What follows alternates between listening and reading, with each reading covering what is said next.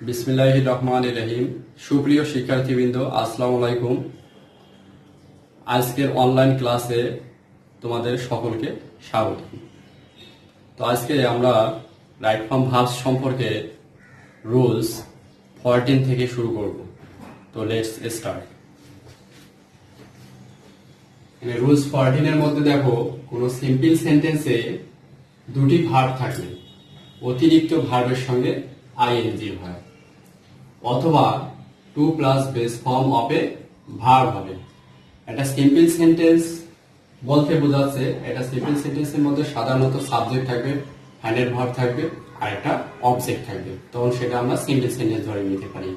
তাহলে বলতেছে, রুলস বলতেছে যে কোনো সিম্পল সেন্টেন্সে দুটি ভার্ব থাকলে অতিরিক্ত বলতে শেষের ভার্বটা আমরা নিব, শেষের ভার্বের সঙ্গে আইএনজি দিব। ওকে, দেখো এক্সাম্পল দেখো, যেমন I saw him go there। তাহলে এটা হচ্ছে একটা সিম্পল সেন্টেন্স, এটার মধ্যে সাবজেক্ট আছে, ভার্ব আছে, অবজেক্ট আছে। ওকে, তারপর নেক্সট এক্সটেনশন আছে। তাহলে এই সিম্পল সেন্টেন্সের মধ্যে এটা একটা ভার্ব, saw হচ্ছে একটা ভার্ব, আর একটা হচ্ছে গো। তাহলে অতিরিক্ত ভার্ব বলতে আমরা এটাকেই বুঝতেছি। তাহলে গোর সঙ্গে গোয়িং হবে। তাহলে অ্যান্সার হবে, সঠিক করলে I saw him go থেকে going there। Okay, rules number 15 দেখো। 15 এর মধ্যে দেওয়া আছে ওয়ার্ডগুলো, একটু দেখো, লক্ষ্য করো তোমরা। তাহলে had better, had rather, would better, would rather, let, must, need, dare, এই শব্দগুলো যদি সেন্টেন্সের মধ্যে দেখতে পাও, অথবা কিছু মডাল অক্সিলারি ভার্ব আছে তোমাদের, কিছু মডাল অক্সিলারি ভার্ব, যেমন উইল থেকে will, would, can, could, may, might, shall, should, use to ইত্যাদি হচ্ছে মডাল অক্সিলারি ভার্ব। ইত্যাদির পর মূল ভার্বের পিএফ হয়। তাহলে পিএফ তে প্রেজেন্ট ফর্ম হয়, মানে ইত্যাদির পর এই ওয়ার্ডগুলোর পর কোনো ভার্বের পরিবর্তন হবে না। তাহলে উদাহরণের সাহায্যে দেখি আমরা একটু, হি ক্যান ডু ইট। তাহলে এক্সাম্পল যদি দেই, আমরা সঠিক করি, তাহলে হি ক্যান ডু ইট। ওকে, তাহলে এক কথায় মনে রাখতে পারো যে এই ওয়ার্ডগুলো যতগুলো আছে, এই অথবা পর্যন্ত, এই ওয়ার্ডগুলোর পর যদি মূল ভার্ব থাকে সেক্ষেত্রে কোনো চেঞ্জ হবে না। ওকে, নেক্সট আরেকটা রুলস দেখো, এখানে অথবা করে দেওয়া আছে যে will, would, can, could, may, might, shall, should, use to ইত্যাদি হচ্ছে মডাল। এই মডালগুলোর পর কোনো ভার্বের পরিবর্তন হবে না। এক কথায় আমরা এইভাবে সংক্ষেপে একটু লিখতে পারি রুলসটা, যে modal equal no sense of verb. Modal equal no sense of verb. তাহলে মডাল যদি থাকে সেন্টেন্সের মধ্যে, ভার্বের কোনো পরিবর্তন হবে না। নেক্সট রুলস নাম্বার 16 এর মধ্যে দেখো, কোন সেন্টেন্সে উড দ্যাট থাকলে সাবজেক্টের পর কুড বসে এবং প্রদত্ত ভার্বের প্রেজেন্ট ফর্ম হয়। যদি সেন্টেন্সটার মধ্যে দেখতে পাও যে উড দ্যাট আছে, সেক্ষেত্রে সাবজেক্ট যদি দেখা যায় যে উড দ্যাটের পরেই আবার সাবজেক্ট আছে, তখন কুড বসাই দিবা। ওকে, দেখো এক্সাম্পল ফলো আপ দাও, যে উড দ্যাট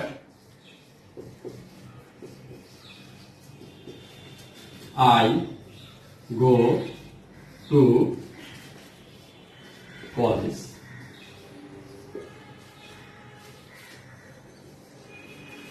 তাহলে যদি এটাকে আমরা সঠিক করি, দেখো কি হবে,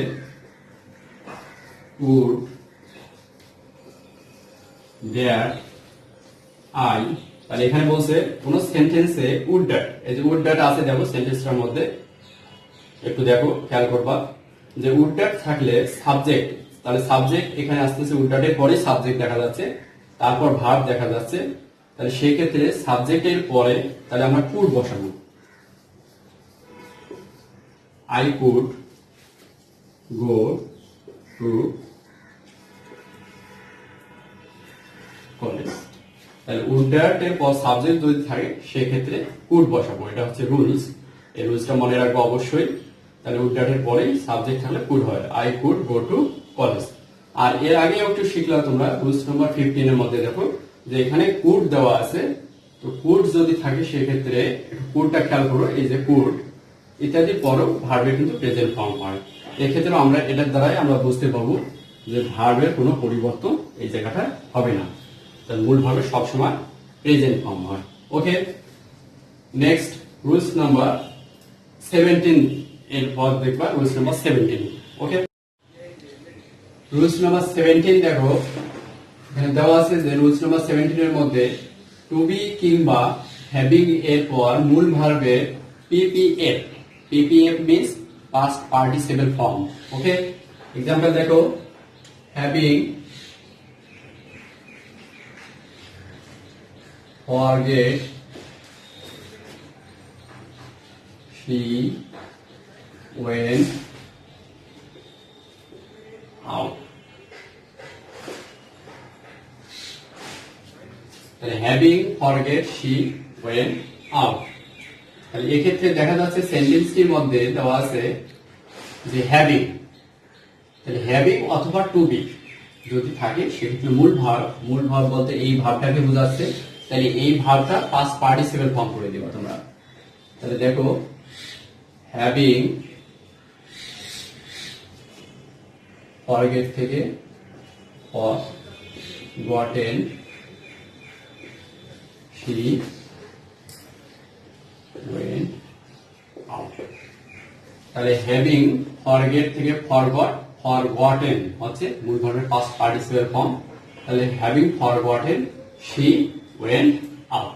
ওকে, রুলস নাম্বার 18 দেখো, 18 এর মধ্যে দেখো দেওয়া আছে যে কিছু ওয়ার্ড যেমন মাইন্ড, ওর্থ, উইদাউট, তারপর দেওয়া আছে যে can not help, could not help, with a view to, look forward to, would you mind, get use to. এই ওয়ার্ডগুলো একটু মেমোরিতে রেখে দিতে হবে, অবশ্যই তোমাদেরকে বারবার পড়তে হবে। যদি বারবার পড়ো তাহলে অবশ্যই মনে রাখবা, বিষয়টা তোমাদের মনেও থাকবে। আচ্ছা, অবশ্যই মনে রাখা উচিত, নাহলে আবার ভুলে যাবা রুলস গুলো। বলছে ইত্যাদির পর ভার্বের সাথে আইএনজি হয়। তাহলে এক্সাম্পল দেখো যে যেমন আই ওয়েন্ট টু বাজার, আমি বাজার গিয়েছিলাম, I went to bazaar with a view to buy a car. তাহলে বাই এ হলো ব্র্যাকেট, তাহলে বাইটা আমরা সরি করবো ভার্বটা। তাহলে দেখো উইথ এ ভিউ টু, এই যে উইথ এ ভিউ টু দেওয়া আছে, তাহলে সেন্টেন্সের মধ্যে আমরা উইথ এ ভিউ টু পাইলাম, তাই না? তাহলে সেন্টেন্সের মধ্যে যদি দেখো যে উইথ এ ভিউ টু থাকে, এই ওয়ার্ডগুলো যে কোনো একটি যদি থাকে, তাহলে এই যে ব্র্যাকেটের ভার্বের সঙ্গে আমরা আইএনজি করব। তাহলে एग्जांपल দেখো কি করব আমরা এক্সারসাইজে, I went to bazaar with a view to buying a car. Okay, তাহলে বাইং এ কার হয়ে গেল। এইভাবে প্রতিটাই হবে, প্রতিটা ওয়ার্ড যদি থাকে সেন্টেন্সের মধ্যে। নেক্সট রুলস নাম্বার 19 দেখো, 19 এর মধ্যে দেওয়া আছে it is high time, it is time, wish, fancy ইত্যাদি পর ব্র্যাকেটের ভার্বের পাস্ট ফর্ম।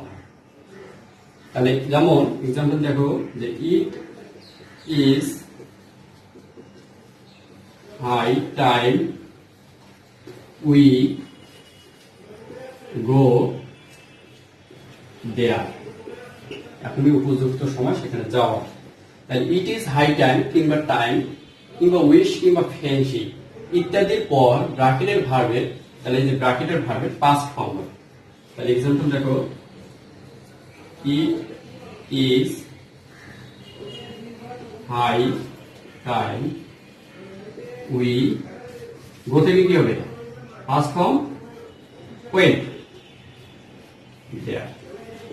ওকে, তাহলে দেখো কত ইজি। এই জিনিসগুলো যদি আমরা একটু এক্সারসাইজের মাধ্যমে বারবার প্র্যাকটিস করি রুলস গুলো, তাহলে কিন্তু অটোমেটিক খুব দ্রুত হয়ে যাবে তোমাদের মেমোরিতে, ইনশাআল্লাহ গেতে যাওয়ার কথা আর কি।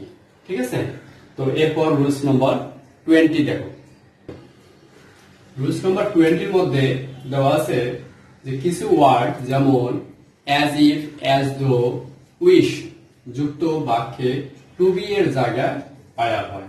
যেমন দেখো এক্সাম্পল, হাবিব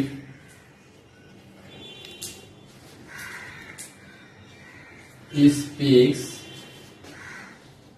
as if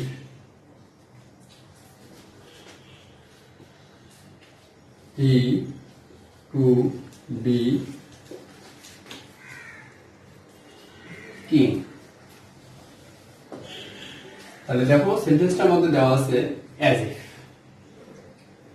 তাহলে as if, as though, wish যেটাই থাক না কেন টু বি এর জায়গায়, তাহলে টু বি আছে, টু বি দেখা যাচ্ছে এখানে। ওকে, তাহলে টু বি এর জায়গায় আমরা কি করবো, ওয়ার করবো। তাহলে হাবিব, সঠিক করলে দেখো সেন্টেন্স কি, সঠিক করলে কি হবে যে হাবিব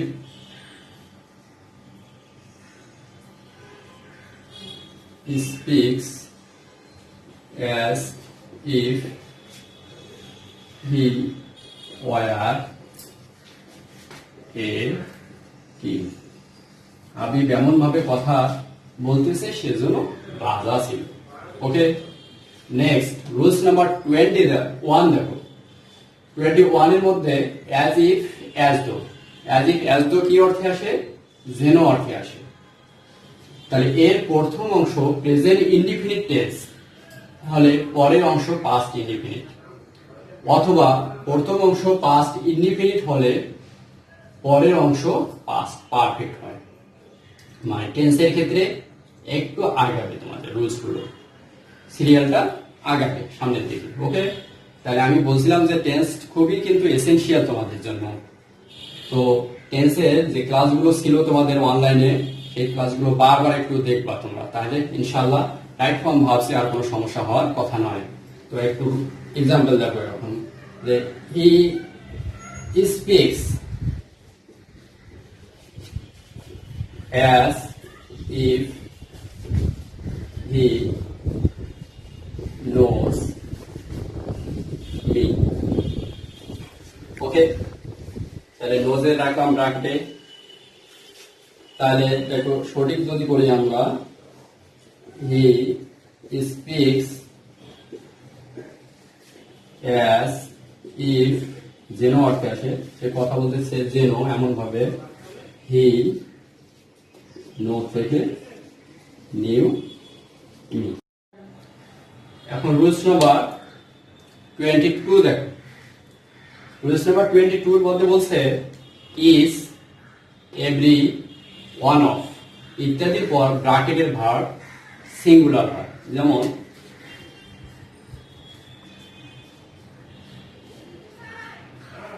এভরি বডি লাভ